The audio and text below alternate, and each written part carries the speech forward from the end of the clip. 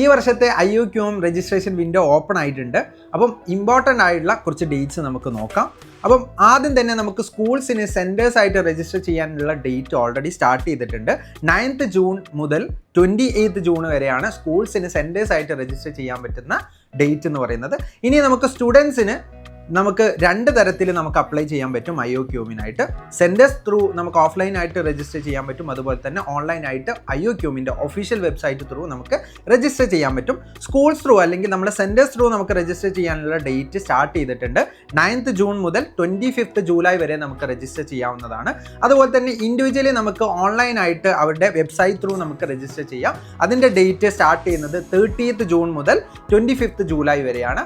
അതുപോലെ തന്നെ നമുക്ക് ഇമ്പോർട്ടൻ്റ് ഒരു ഡേറ്റ് ആണ് IOQM നടക്കുന്ന, ഈ വർഷം IOQM നടത്തുന്ന ഡേറ്റ് എന്ന് പറയുന്നത് 7th സെപ്റ്റംബർ ആണ്. 7th സെപ്റ്റംബർ ആരും മറക്കരുത്. അപ്പോൾ ആ ഒരു ഡേറ്റിനാണ് നമ്മൾ IOQM എക്സാം നടക്കുന്നത്. അതുപോലെ തന്നെ ഈ ഇമ്പോർട്ടൻറ്റ് ഡേറ്റ്സിൻ്റെ ഡീറ്റെയിൽ ആയിട്ടുള്ള വീഡിയോ നമ്മുടെ ചാനലിൽ കിടപ്പുണ്ട്. അപ്പോൾ ചാനലിൽ ഇപ്പം തന്നെ ചെക്കൗട്ട് ചെയ്യുക. X and Y ഒളിമ്പ്യാഡ്സ് ഇങ്ങനെയുള്ള കണ്ടന്റ്സിനായിട്ട് നിങ്ങൾ സബ്സ്ക്രൈബ് ചെയ്യുക.